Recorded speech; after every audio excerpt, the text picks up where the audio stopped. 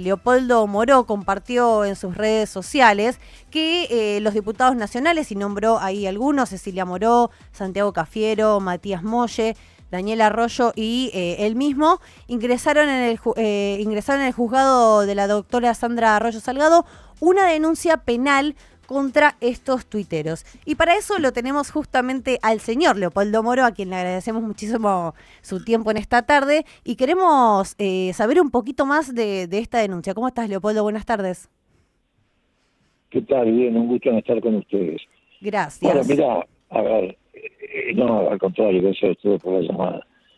No, se trata simplemente de avanzar por el camino que marca la ley, la Constitución, las reglas de juego en las que se sostienen los procesos democráticos, porque es evidente que este grupo de tuiteros, influencers, como se los quiera llamar, ha constituido una especie de ejército de hostigamiento que va escalando su agresividad y el nivel de sus amenazas al mismo ritmo que se va produciendo un enorme deterioro de la situación económica y social de la sociedad.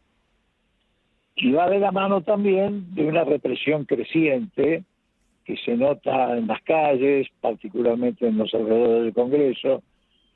Todos los miércoles el Congreso parece un lugar sitiado por fuerzas federales, que a veces lo hacen bajo el pretexto de reprimir jubilados y otras veces sin ningún pretexto, con una tarea que ya incluso intimida a los propios legisladores, porque hasta tenemos a veces dificultades de desplazamiento en el perímetro del Congreso, cosa que no debería ocurrir, con despliegues que abarcan, hay días hasta 1.700, para que te des una idea, estamos hablando apenas de 2 manzanas, 1.700 efectivos, sí, de fuerzas federales, gendarmería, prefectura, policía aeronáutica, policía federal y hasta gente del Servicio Penitenciario Federal.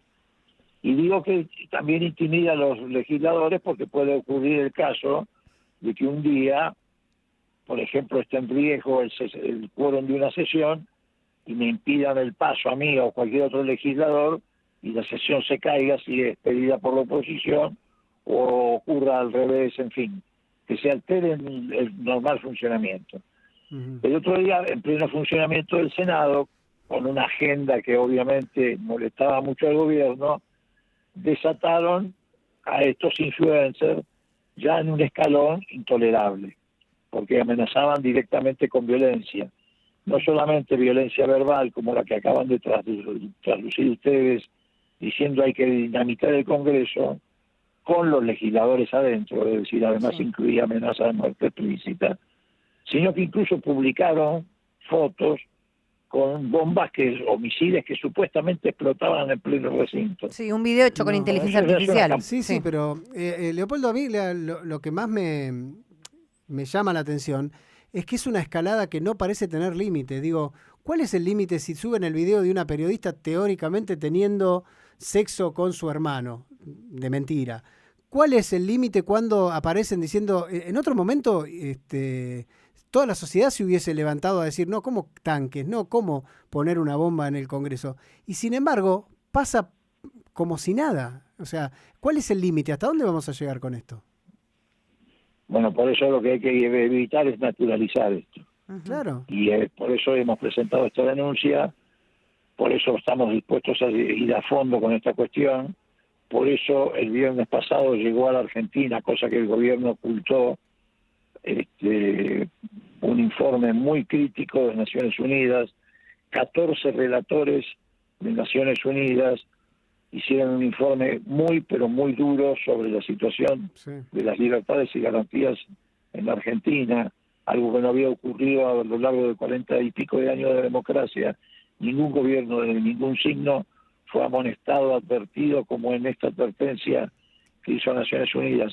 En realidad, la nota llegó en mayo, se conoció este viernes, porque la Relatoría de Naciones Unidas sobre Derechos Humanos le exigió al gobierno la contestación a la nota. El gobierno miraba para otro lado. Y este es el problema, los que miran por otro lado. El gobierno mira por otro lado porque además los influencers de los que estamos hablando son empleados del gobierno. La mayoría de ellos cobra o a través de sueldos en blanco en distintas áreas de gobierno o a través de recursos que se le alcanzan de fondos reservados de la CIDE. ¿Eso puede ser un Pero agravante? también mira para otro lado muchas veces, perdón, discúlpame, ¿qué? No, no está bien. No, preguntaba si eso puede llegar a funcionar como un agravante a la hora de estas denuncias, ¿no? Es un agravante, sin lugar a dudas es un agravante. Pero además también naturalizan esto los que miran para otro lado en la justicia. Sí, claro. Si no hubiéramos hecho esta denuncia nosotros, no había un fiscal, uno solo, que se hubiera atrevido a hacerla. No, de hecho, no la ha hecho ningún fiscal. Tendrían que haber actuado de oficio. Tal cual. Aunque no significa esto que yo le impute a todo el Poder Judicial esa actitud pasiva o de acompañamiento a las políticas represivas del gobierno. Hay sectores y sectores. Sí, Hay un pero podríamos uno lo llamar que ese mira, Leopoldo, también es la vara con que se mide, porque la misma jueza a la que ustedes hoy le hicieron la presentación, hace 15 días metió presa más de una semana a 2 militantes por tirar y por poner un pasacalle en la puerta de un diputado, pero lo metió presa en una cárcel de máxima seguridad. Digo, es una locura. Bueno, vamos a ver cómo actúa ahora. Precisamente por eso la hemos presentado en ese juzgado. Primero porque los que firmamos somos de la jurisdicción, desde el punto de vista de nuestros domicilios, somos de la jurisdicción de ese juzgado, Bien. que es el juzgado, creo que el juzgado federal 1 de San Isidro, de Arroyo Salgado. Y bueno, vamos a ver si actúa con la misma vara. Ni siquiera necesitaría actuar con la misma vara, porque esto es muchísimo más grave que poner un pasacalle en la puerta de la casa de un diputado, que además no amenazaba al diputado, repudiaba dichos del diputado, pero en ningún momento se le decía que se le iba a volar la casa, o que le iban a poner dinamita, o que le iban a tirar un misil, o que había que llevar los tanques a la casa del diputado.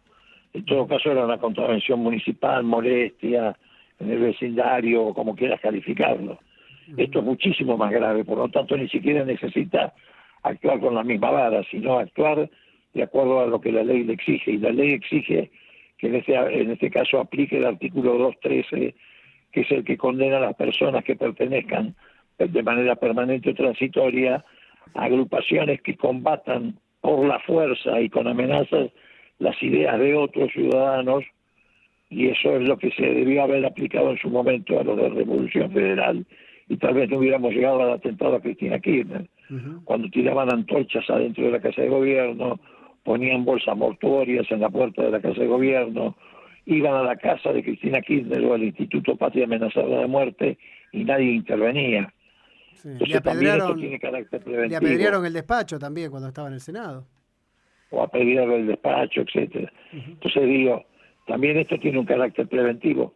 O fíjate, se han gastado, yo no sé hoy cuánto suma, pero más o menos se han gastado desde el principio de año hasta acá 600 millones de pesos nada más que en combustibles y en daños eventuales para movilizar fuerzas federales para reprimir 200 jubilados.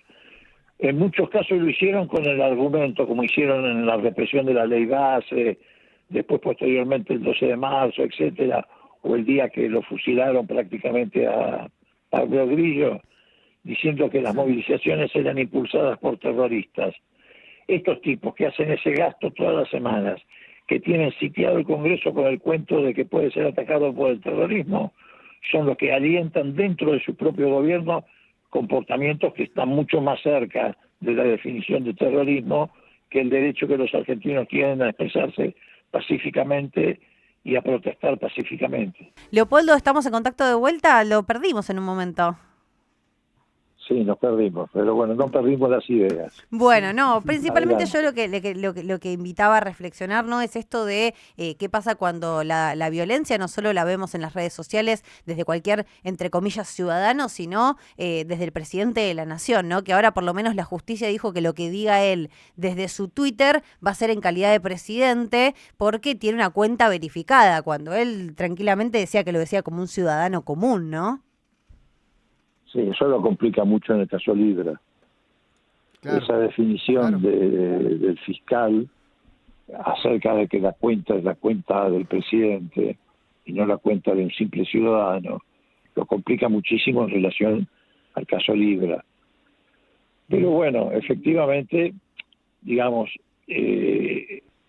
es un punto en donde esta batalla por mantener las reglas de juego del proceso democrático o naturalizar que vayamos a una especie de estado de excepción o de estado de sitio permanente, que es lo que sueñan Milei y Bullrich, se está librando en todos los terrenos. Se libra en la calle, se libra en el Congreso y también en la justicia. En la justicia vos tenés jueces y fiscales que están absolutamente alineados con la política represiva y de mano dura. Stornelli, bueno, no quiero hacer un largo listado. Yo diría que es una especie de ejército de ocupación con toga. Pero también tenés fiscales y jueces que no están dispuestos a regalar o entregar la democracia. Por eso en estos últimos días el gobierno también ha sufrido, digo porque a veces nos pasa incluso con nuestros propios militantes que bajan los brazos porque creen que estamos en una situación de impotencia y no es así. En los últimos días ha habido pronunciamientos judiciales muy importantes en lo que se refiere a la defensa de las garantías y los derechos de los ciudadanos. Primero, se llevó a proceso, fue procesado el policía que gaseó a una nena de 11 años en Plaza de Congreso. Se identificó al gendarme, a Guerrero, que fue el que le disparó con intención de matar a Pablo Grillo. Es cierto, todavía no está procesado, pero sí está identificado. La jueza Salvini de Cubría terminó de dictaminar la inocencia de los detenidos en la ley de base. Hubo una jueza de apellido Andrade que liberó el mismo día que hubo una cacería en la ciudad de Buenos Aires, también un miércoles, a 147 personas a pocas horas de que habían sido detenidos en el marco de esta cacería. Es decir, también hay respuestas desde ese punto de vista. Pero bueno, hay que estar muy atentos. Y eso se les corta cada rato. Leopoldo, ¿está por ahí? Sí. Sí, sí. Ahí está. No, yo lo que decía es que algo que en algún otro momento se criticó a gobiernos anteriores por la prensa, el ataque y todo lo demás. Digo, esto es inédito lo que está pasando hoy. Hasta le pegaron a un periodista como Navarro.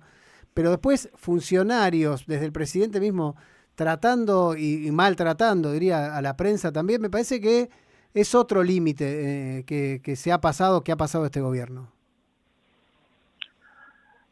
Una cosa es disentir con lo que dice un periodista o con la línea editorial de un medio periodístico. A eso tiene derecho, incluido el propio presidente de la Nación. Sí, por supuesto. Tiene derecho a disentir, como disentía Cristina Kirchner o como disentían otros presidentes. Sí, pero ¿usted se acuerda el escándalo el día que Capitanich rompió el diario Clarín en una conferencia de prensa? ¿Qué hay que hacer con Adorni y con toda la gente de hoy? A ver, sí, si querés yo me voy más atrás. Por ahí ustedes no lo recuerdan por razones de edad. Pero Alfonsín, a quien todo el mundo sacraliza como el padre de la democracia, un día en una iglesia castrense además, ni siquiera en una iglesia común, se subió al púlpito después de que terminó de hablar el obispo y le replicó desde el púlpito. No me lo acordabas. Es buenísimo. Sí, en la iglesia Estela Maris de la Armada, en pleno proceso de juzgamiento a las juntas militares. Qué barro. Dijo una serie de disparates, incluso incitando a una especie de rebelión, el obispo castrense, y Alfonsín esperó que terminara y se subió él al púlpito y le replicó desde allí. Qué barro. Digo, ¿para qué? Eso entra en el marco de lo tolerable en términos democráticos, que es el disenso. Vos podés opinar en contra de lo que dice un periodista, no es que tienen opinión sagrada. No, claro. Ahora, lo que no podés hacer es atacarlo, es estigmatizarlo o amenazarlo. Sí, yo digo... Y menos desde el cargo de presidente de la Nación, porque eso es una coacción que sí efectivamente limita el ejercicio de la libertad de prensa e impone autocensura, que es lo que hace Milei. Ahora, disentir se puede disentir. Sí, por supuesto. Lo que pasa es que acá estamos frente a una, digamos, planificación. Esto es sistemático. Por ejemplo, el otro día, cuando se hizo el 18 de junio, esa gigantesca movilización en defensa de la inocencia de Cristina, que reunió más de 1 millón de personas en la ciudad, cuando llegaban los micos hacia Buenos Aires, los paraban en distintas rutas, los hacían bajar, los requisaban, les fotocopiaban los documentos, fotografiaban a los pasajeros. Eso es intimidación. eso es armar un archivo clandestino de militancia política, algo que está prohibido expresamente hacer a las fuerzas federales por la ley de inteligencia. Estamos frente a un plan sistemático que ejercita o que aplica una mercenaria de la violencia estatal como es Patricia Bullrich. Y cuando digo mercenaria de la violencia estatal, estoy diciendo algo mucho más liviano de lo que le ha dicho la propia vicepresidenta Patricia Bullrich. Sí, bueno, ahí hay una interna. Bueno, ya que está la última y ahora sí, lo importante ya lo dijimos, le pregunto un poco por la rosca. ¿Cómo ve lo que viene en esta elección, como hombre de la provincia de Buenos Aires también, ¿no? Lo que se viene en septiembre y en octubre. Lo que se viene es, bueno, está muy vinculado a lo que acabamos de conversar. Lo que se viene es la decisión de estar con Milei o frenar a Milei. Es decir, lo que se viene es una fuerte disputa entre lo que se dice y se hace. Un gobierno de la provincia que hace y que construye frente a un gobierno nacional que deshace y que destruye y que nos pretende llevar a la era del hielo, es decir, congelarnos a todos, enfriarnos y transformarnos en estatua de hielo. Y un país que tiene que buscar un camino diferente, de un nacionalismo democrático, industrialista y solidario. Eso es lo que se viene. Esa es la disputa. ¿Y qué explicación le encuentra a esto de las encuestas? Aparentemente no le estarían dando mal al gobierno con todo esto que planteamos, ¿no? Mira, yo hace ya mucho tiempo, muchos años te diría, que no solo desconfío de las encuestas, porque en realidad ni siquiera me interesan demasiado las encuestas.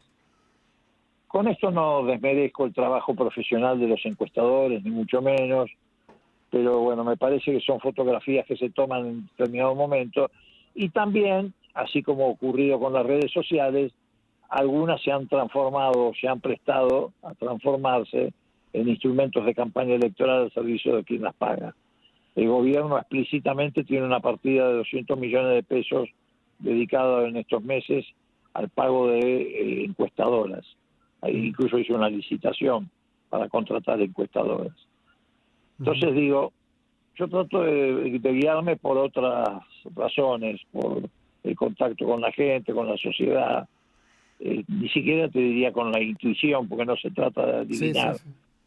Yo lo que noto es que ha crecido muy fuerte el desencanto con el gobierno de Milei, al ritmo en que se va produciendo un deterioro enorme de la calidad de vida de la gente.